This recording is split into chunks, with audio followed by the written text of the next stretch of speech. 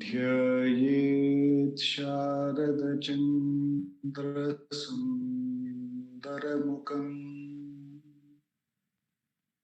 ताम्रारविन्देक्षणम्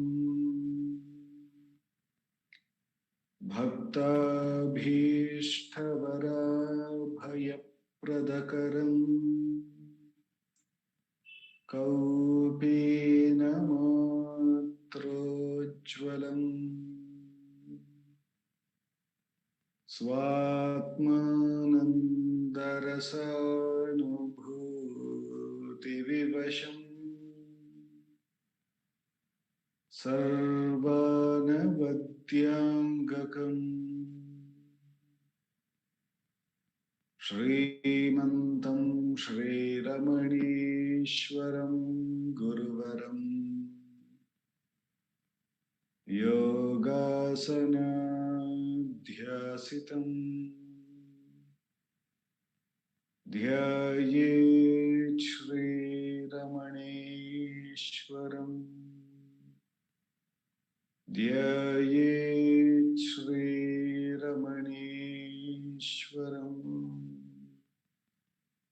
ध्यायेत् श्रीरमणीश्वरम्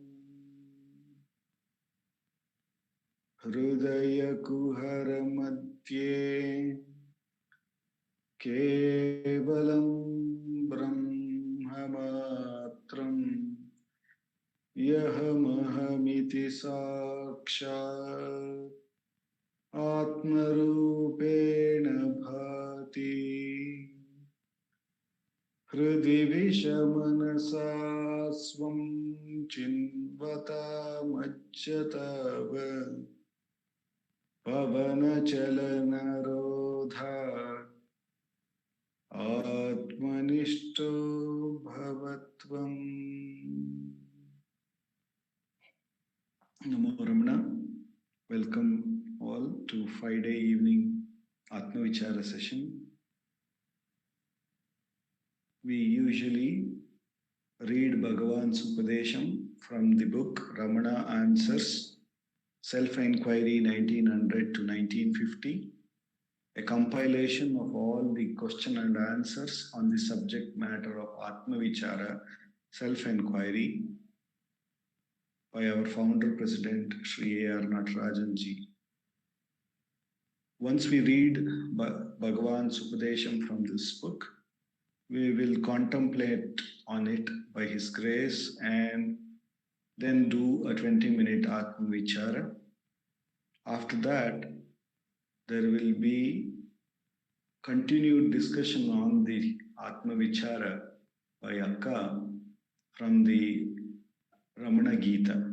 She will be talking about the question and answers between Ganapati Muni and Bhagavan on the same subject of Atma Vichara captured in Ramana Gita by Ganapati Muni himself.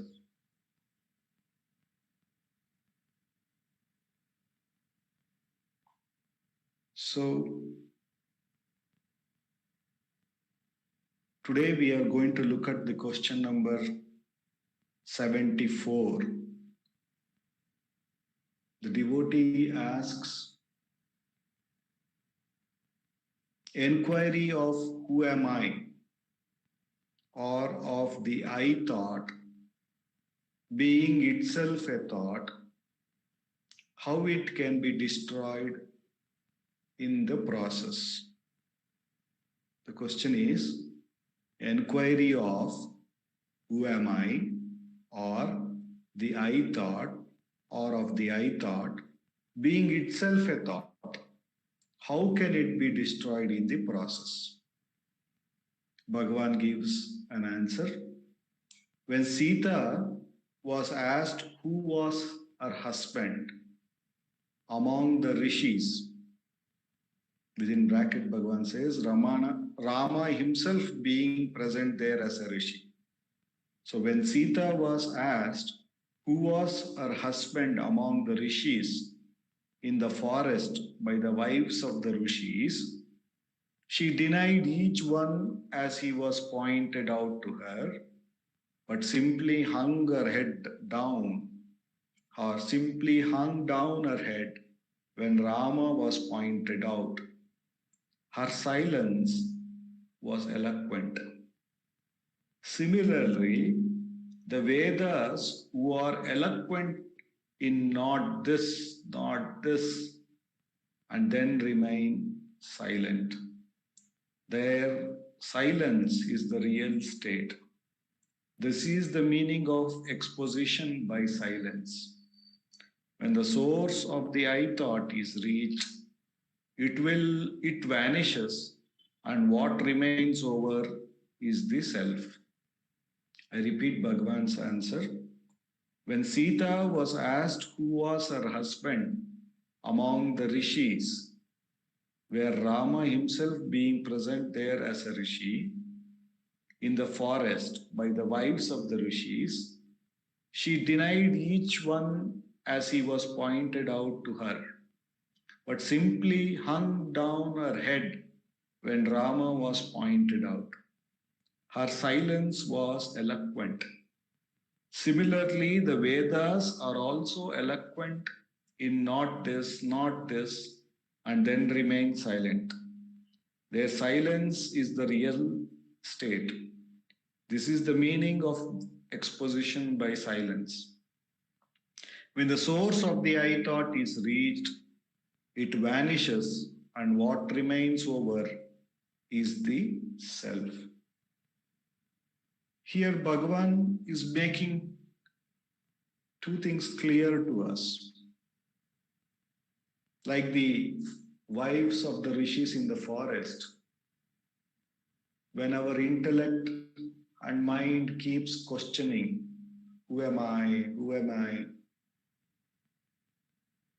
or our doubts still rising every time and questioning, who am I, and every time we try to we find in something objectively, like the way the rishis were pointed out, as long as there was some objective answer given, which comes out based on our own readings or based on our own understanding, based on our own reference to an experience, whenever it is still an objective thing that we are looking at, like the rishis,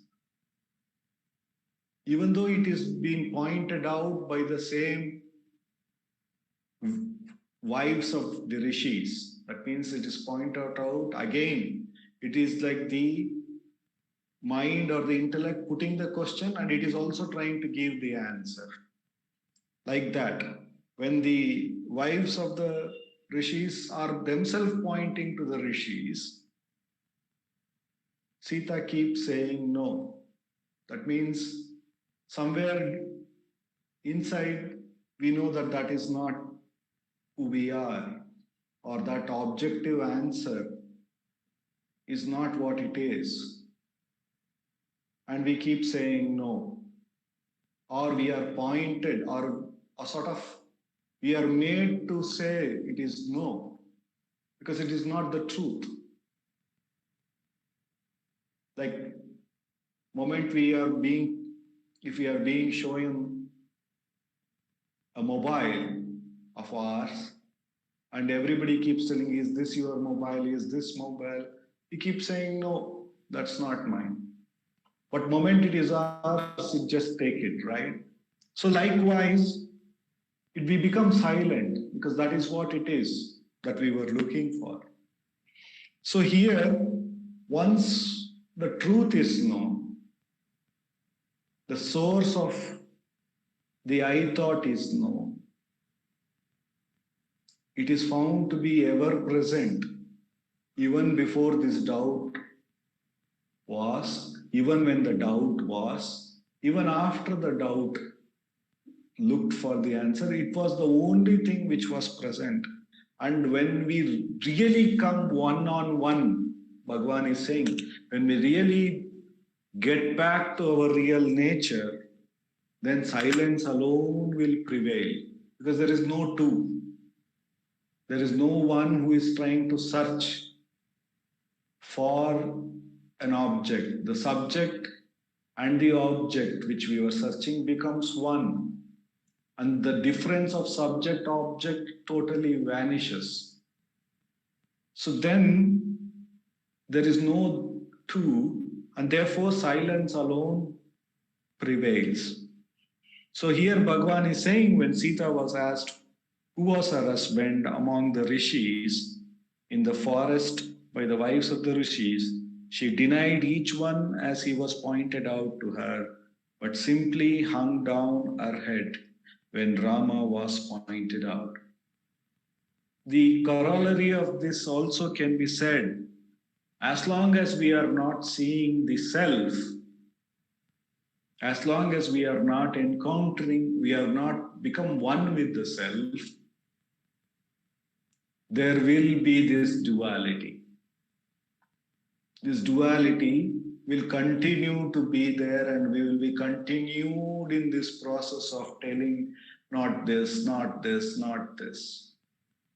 So to become one with Rama, become one with the self, is the real end of this who am I searching or trying to find the source of the I thought.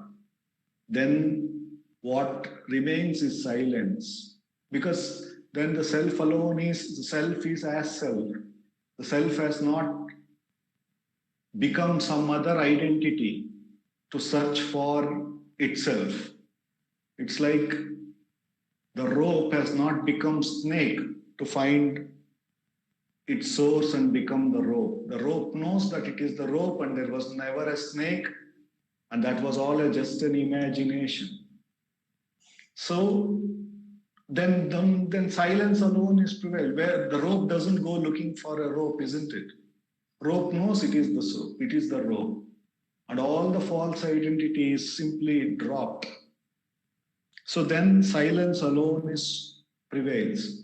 So as long as we don't abide in the self, knowing that we are the self, but take these names and forms and these divisions as real, and hold that to find the self. It's like hold on to an unreal identity to find the real identity, though we are the real identity and we have forgotten it. Then, because we are holding on to the unreal will keep showing some other unreal things only.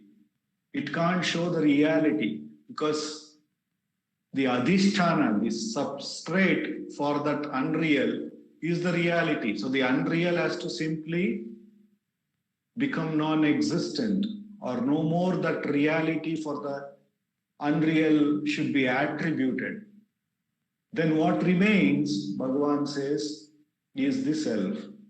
So Bhagavan keeps saying, it is only that we need to undergo the unreal. Let go means it's not like it is real and then we let go. It's like we know we have to understand that it is totally unreal. And it is appearing to the reality. And therefore, I am that reality here and now already. So I should not hold on to that unreal and get into the misery of again finding the real. If I don't attend to the unreal, what remains is only the reality. And then silence alone is there, because having found what we had to find, or in another way, the one who was trying to find being totally absent, there is no more doubts, no more duality, no more effort, no more this noise. Then silence alone remains. Therefore, Bhagavan is saying it is important for us to recognize. Therefore, he is saying that the question, who am I, or the I thought, will automatically get destroyed when we know the truth. That means we find them to be no more real, to be held on to. We recognize that entertaining that is entertaining misery. If we simply don't hold it, we are the self here and now, game over. So, Bhagavan is saying here that when the source of the I thought is reached, it vanishes, and what remains over is the self.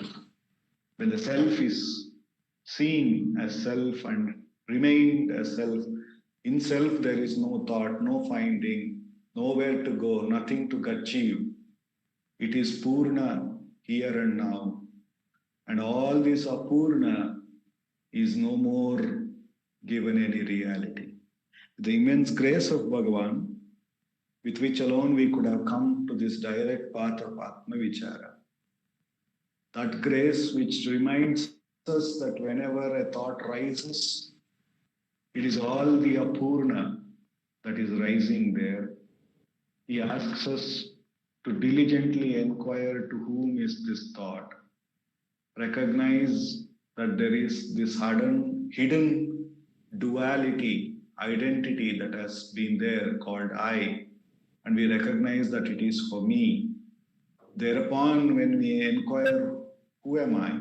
What do I refer to I? Or to whom is this I thought also appearing? Or to whom is all these thoughts appearing?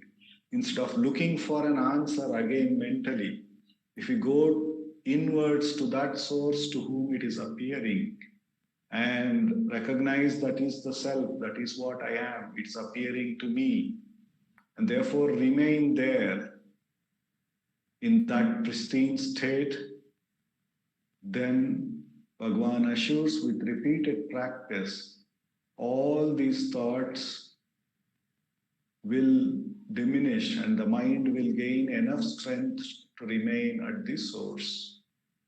The immense grace of Bhagavan was in the next 20 minutes. Let us all do Atma Vichara.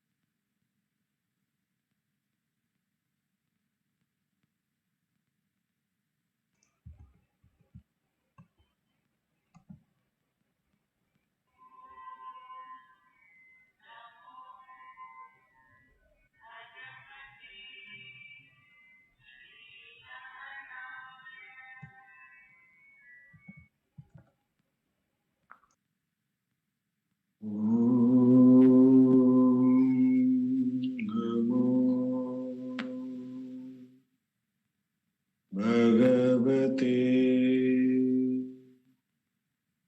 Shri Ramanaya.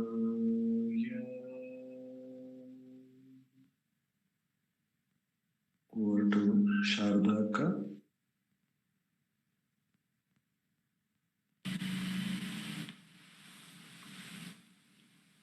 Namo Ramana. Prostrations to Ramana, shining as the self in all beings. By the immense grace of that self, manifest as Ramana, we'll be able to practice the way shown by him, that is, the practice of self-enquiry. And in self-enquiry, we are ready to drop every thought by questioning for whom that thought is. And this we are ready to do because we believe that is not the truth, that is not our reality.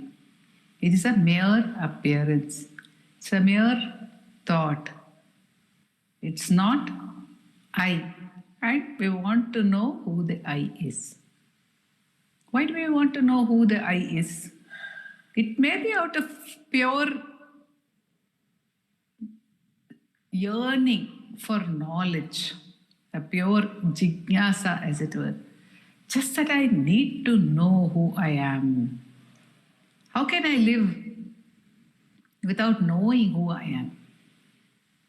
How can I lead my whole life? How can I give my whole life to somebody who might be a stranger? That may be one of the things that drives us. Or else it may be, which most probably it is, a need to be steadily enjoying bliss or steadily experiencing bliss. A need not to be disturbed by any of the vicissitudes of life, the changes of life, the ups and downs of life, not to be touched by these things. Some of us are very sensitive, so even if there is a small problem, we think, oh, I've had enough of all this. Some of us are a little more thick-skinned, perhaps, and we don't mind. We say it's okay. This is all part of life, so it's all right. Ups and downs will be there.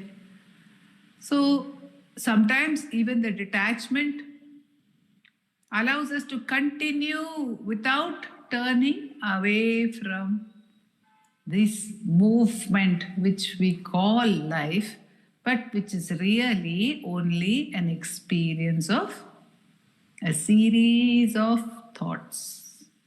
What we call life is only an experience of series of thoughts rising and setting, rising and setting, rising and setting. Saying, I'm experiencing this, I'm experiencing this, I'm experiencing this, I want this, I don't want this, I like this, I don't like this, I see this, I don't see this, I understand this, I don't understand this. Constantly there is this narration which is happening and with which we are ready to identify ourselves. But if we become tired of it, then we want to turn within and say, oh, what's all this about? There is this thought movie, as it were, which is playing all the time, but who is the witness of that? That may be the first step of turning within. And then what happens is that one understands that if there is nothing to see, there cannot be any witness either. A witness is relevant only when there is something to be witnessed, when there is a separate entity which is to be experienced. Then there is a concept of somebody who is witnessing. But when there is nothing to be witnessed, who is witnessing? So Bhagavan tells us, in deep sleep, who witnesses anything? Now, although we are keen on reaching that point, Somewhere along the line, maybe we have a doubt which we may or may not express even to ourselves fully, whether it will all become a zero or it will all become a blank. Because Bhagavan is saying that it will be nirvasana mauna. That state will be nirvasana mauna. There will be no rising of any thought, any vasana anymore. Then what happens to me? What happens to me? There may be an unsaid, unexpressed fear of losing out on the beauty of life. There is one side which is the sorrow of life, but there is another side which is the beauty of life. And that is where the desires are rising. I want to experience something. I want to experience even the self. I want to experience it. Nanda Kumarji was telling us that he had a question from one of the devotees saying, if I am not there, then who is to experience the bliss of the self? What happens? If I can't experience it, if I'm not there even to experience the bliss of the self, then of what use is it? So the question which Ganapati Muni is putting on our behalf in Ramana Gita, I have so many desires. So somewhere along the way, supposing I lose my identity, what happens to all these desires? The question assumes that there will be some need to enjoy these objects even after losing one's identity. That's how strongly we are attached to our desires. So we are getting worried. What will happen? What will happen to these desires? What will happen to my duties? What will happen to what I have to do for somebody or something or a place or whatever it is, whatever my duties are? Again, very beautifully Nanda Kumarji said that a duty is only a sublime desire. It's a sweet desire, it's a good desire, it's a sattvic desire, but that's also a desire. I need to do something. Whereby I am assuming that this entity, first of all, is real. Secondly, not only is it real, it has some power and some capacity to do. It has some power and some capacity to enjoy. Because of that, I desire something. But if I understand that this is jada, this body, then there is the question of anyone remaining or wanting to experience anything. But then the question is there, isn't it? That's why the question is put on our behalf by Muni. What will happen to my desires? Because I don't believe, rather, that self-abidance is all-inclusive and beyond being all-inclusive.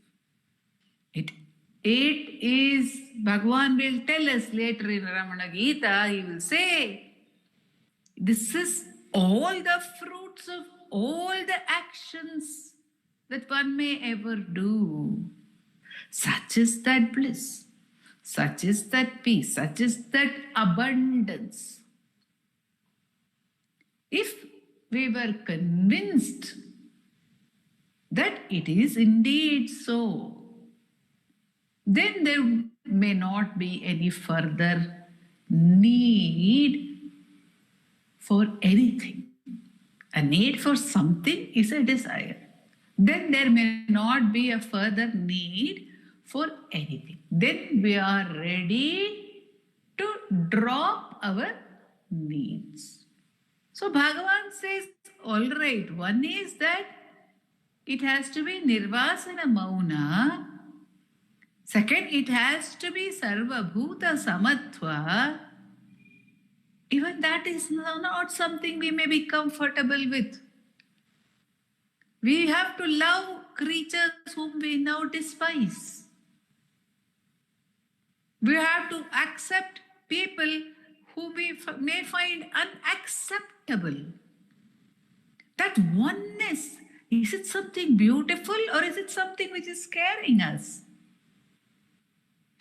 We are so much longing for variety. The mind longs for variety because it sustains itself on variety. It sustains itself on multiplicity. And if multiplicity is cut down, and brought to Ekachintana, one thought, even when we have one thought, Ekachintana, there will be duality because there is a thinker and the thought. So, in that verse in Upadesha Saram also, some interpret it to mean Ekachintana, meditating upon that which is one, which is non-dual, which has nothing outside of it. But what can Bhagavan do? He only assures us. He says, all right, you will try because your desires will be fulfilled. Don't worry. They will be fulfilled. And then, if you get samadhi, then your desire will be fulfilled after that. What if you become a sthita prajna? Then also the desire will be fulfilled, but there will be no specific joy on account of its fulfillment, says Bhagavan. Because already everything that is to be attained has been attained. Everything is attained. What is there further to be attained? So even that further attainment or the fulfillment, so-called fulfillment of the desire, is an explanation given from the present standpoint when one is not or may not be a sthita prajna. Then one is told, don't worry, you will get whatever you want. When you get there, you will get whatever you want. But actually, one will not be there. So there is no question of enjoying what one has asked for. Because that person who asked for it is no longer there. So there may not be any specific joy. But it does not mean there is an absence of joy. It does not mean that. In Ramana Ashtotram, Vishwanatha Swami calls Bhagavan Udasinaya Namaha. That means totally indifferent to everything. Totally indifferent. Udasina. Not bothered about anything whatsoever. Absolutely indifferent. So unless we come to that point by one way or the other, we must come to the point of total indifference. Thereby, any thought may rise. It's all right. Rising of thought is rising of desire only. It may be a simple thought like, oh, I am hearing something right now. How is that a desire?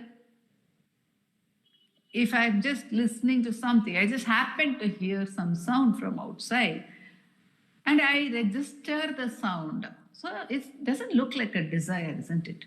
The registering of a sound or the registering of a sight. How is that a desire? It is a desire because unless I exist as Sharada, I will not register the fact that Sharada is hearing something.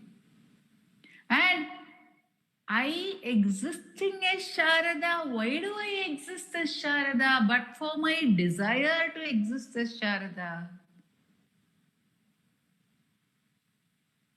I have a desire for the continuation of this entity. So, Bhagavan is saying, even that entity will continue after You become a Sthita Prajna, this entity will continue. But there will be no particular joy in this entity, in the continuation of this entity. Because, really speaking, the continuation of the entity in some mysterious way will be also a non-continuation of the entity. It will be an apparent continuation of the entity, but there will be no connection, no real connection with that entity any longer. So every desire will get fulfilled. And supposing we have a desire to become a Sthita Prajna, and then we start our practice, even that desire is not warranted, says Bhagavan. Drop that also, question that also. For whom is his desire to be a Sthita Prajna? Who is to become a Sthita Prajna? Who is that I? Who is that I who thinks there is a state to be attained? Who is that I? Ask yourself, says Bhagavan. But if I have that desire, then by God's grace, if I happen to get into Samadhi, then that desire will also get fulfilled. So, if at all we must have any desire, here is also a clue as to what desires we should choose to have. If we want to hold on to any desire, let us hold such a desire that we will not feel sorry about its fulfillment later on. In fact, Lucia Osborne says about Arunachala, she used to say, Arunachala is very dangerous because Arunachala will fulfill all desires. Very dangerous. See, it's all right if we start off with a desire, and then we get into Samadhi, and then we get into Sthita Prajna state, then after that the desires are fulfilled, not fulfilled, it doesn't matter. But if we start with a desire and we don't get into this Sthita Prajna state, say we get some Samadhi also, we get the experience of the self, but because that desire was pending, the mind comes out and that desire gets fulfilled, and one has to experience the fulfillment of that desire because it will get fulfilled. My God, it will get fulfilled. So we have to be so careful as to not to nurture any desire, because unnecessarily we will have to go through that afterwards, when either it will not matter to us, or if it matters to us, even worse.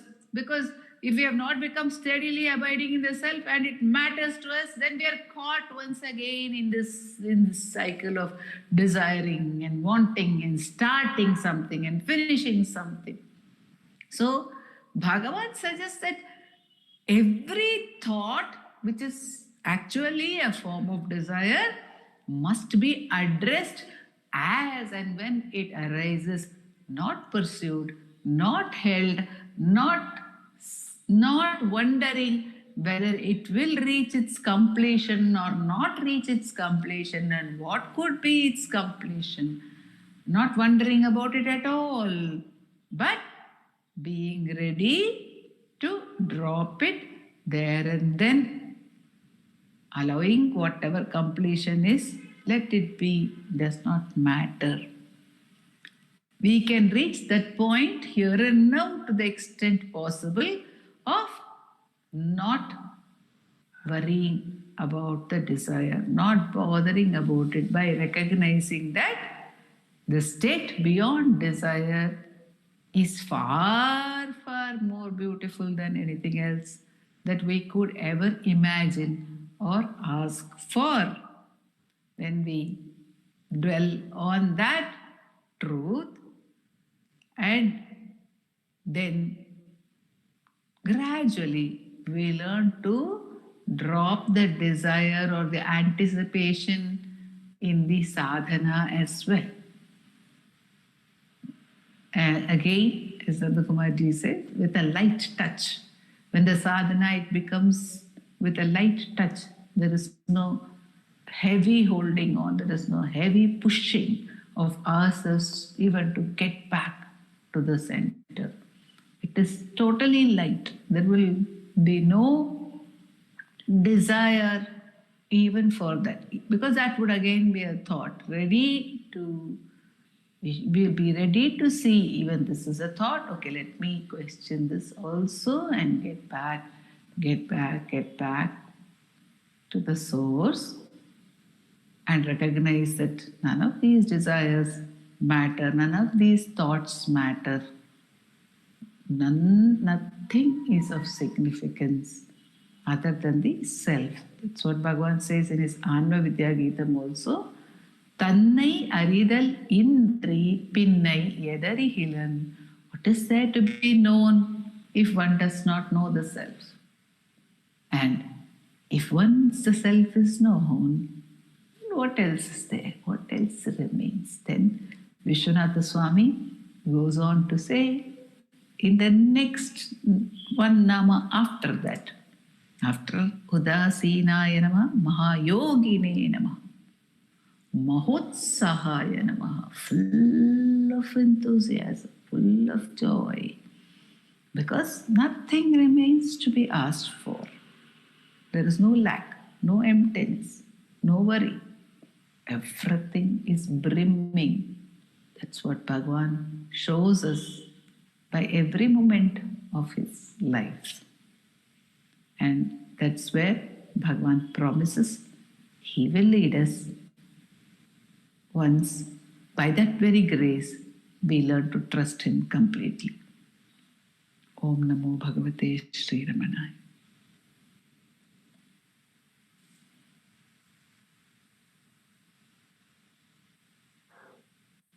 Thank you, Akka. Moramana. You say the prayer? Yes, Akka.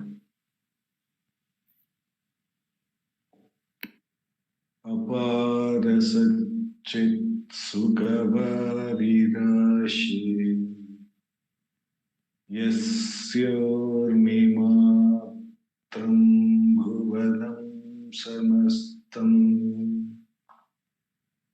Guhahitam Tam Varanam Gabhiram Chintavihinam Hadi Chintayami